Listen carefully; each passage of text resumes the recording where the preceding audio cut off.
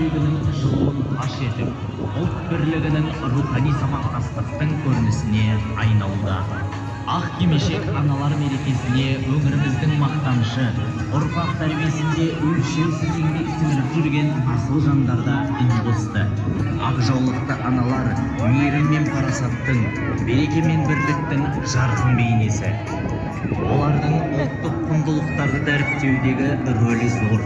Әрқайсысы ұлт тәрбиесінің ұлағатты ұстазы, өнегелі өмірдің үлгісі.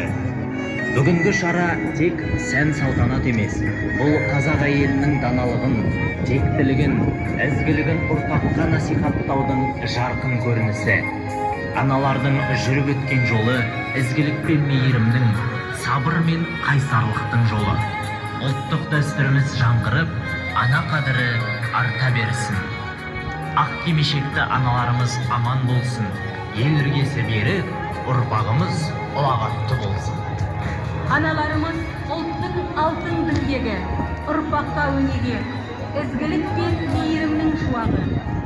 Олардың әрбір қадамы ұрпаққа ұлағат, рухани мұраны сақтаудың жарқын үлгісі. Ұлттық құндылықтарды ұлықтап, дәстүрімізді жаңғыртып, ізгілік пен мейірім шуағын шашқан асыл аналарымызға зор қошемет көрсетейік. Қадірлі аналар,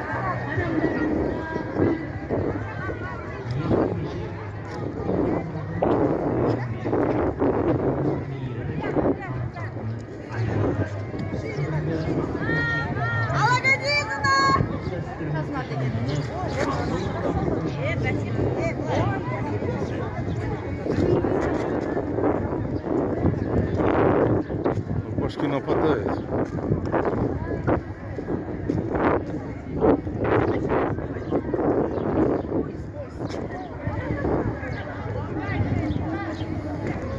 Раз вот болса.